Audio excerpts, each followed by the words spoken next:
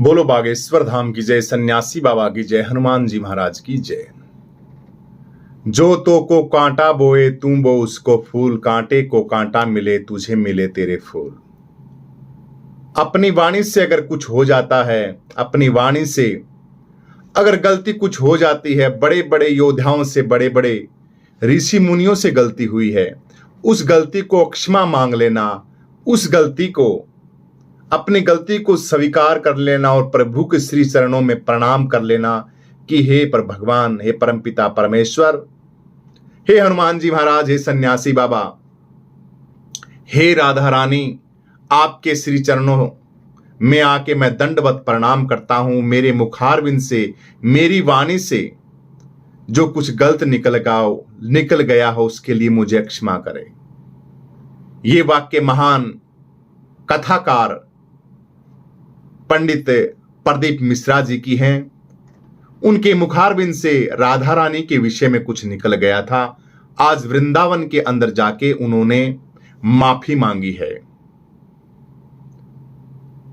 उनके मुखारविंद से कथा के दौरान कुछ शब्दावली थी जो राधा रानी और भगवान श्री कृष्ण का कोई संवाद था।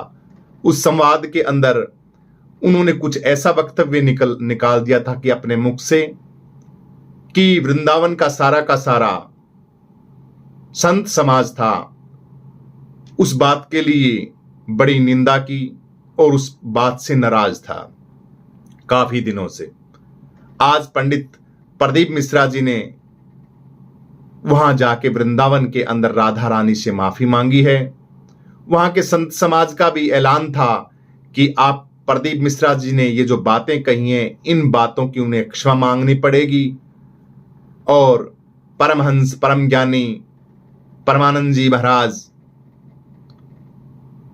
और वृंदावन के तपोभूमि के बड़े बड़े पीठाधीश्वर, उनकी भी मांग थी कि अगर उनकी मुखारविंद से, वाणी से कुछ गलत निकल गया तो वृंदावन में आके माफी मांगे राधा रानी से और संत समाज से। तो आज उन बातों को उन्होंने दोहराया। संतों के यही लक्षण होने चाहिए। और उन्होंने जाके धाम के ऊपर राधा रानी से क्षमा मांगी है, संतों से क्षमा मांगी है। संतों ने उन्हें माफ भी कर दिया। और आगे से उन्होंने, प्रदीप मिश्रा जी ने कहा है कि वो आने वाली जो कथाएं हैं, उनकी कथाओं के अंदर भक्तों से भी माफी मांगेंगे। उनकी वाणी से, उनके मुखारविंद से गलती से निकले हुए शब्द किसी भी सज्जन को चुभे हैं तो मैं उनको दंडवत हाथ जोड़ के मैं माफी चाहता हूं। तो ये अच्छी बात है। प्रदीप मिश्रा जी की भी अच्छी बात है कि उन्होंने वृंदावन में जाकर राधा रानी से क्षमा मांगी है। और संत भी बड़े महात्मा होते हैं, परम दयालु होते हैं संतों, और उन्होंने उनको माफ भी कर दिया।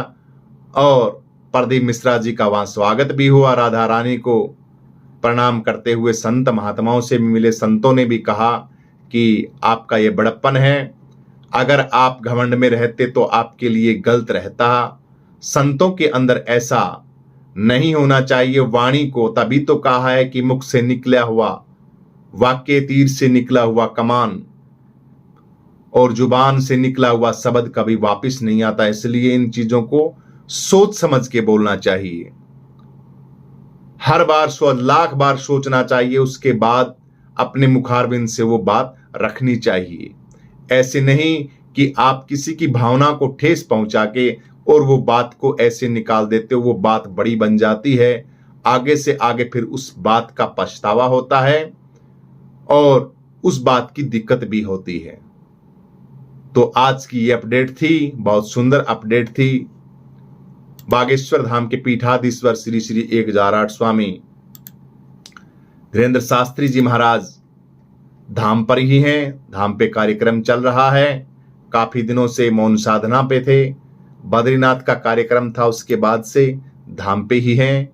धाम पे अनेक शांत महात्मा पहुंच रहे हैं। बीजेपी के राष्ट्रीय प्रवक्ता कल सुधांशु त्रिवेदी जी पहुंचे थे, उनका भी वहां पे स्वागत हुआ दिव्य संत महात्माओं के साथ।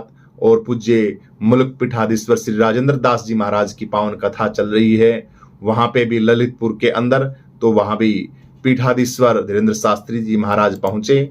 बड़ी दिव्य कथा के दौरान जो भगत आए हुए थे उन भक्तों को रसास्वादन में श्रीमद् भागवत कथा ज्ञान ये गंगा का बहुत ही सुंदर संदेश भी दिया, कथा भी हुई।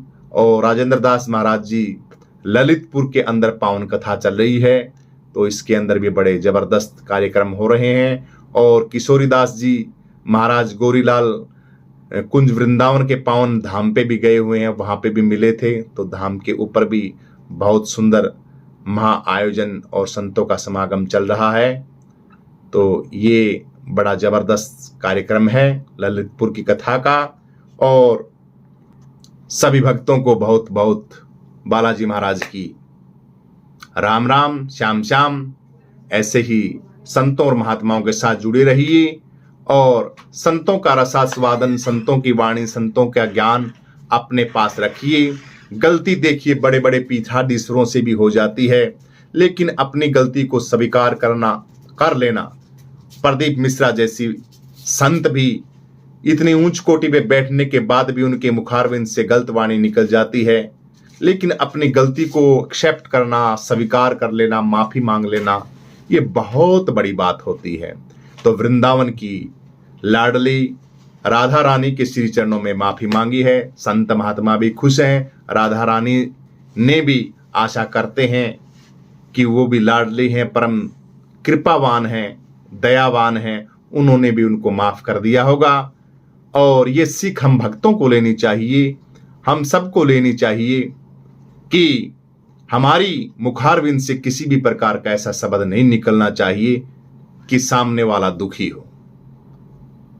ये ज्ञान हमें लेना चाहिए, शिक्षा हमें लेनी चाहिए और अपने जीवन के अंदर उतारनी चाहिए।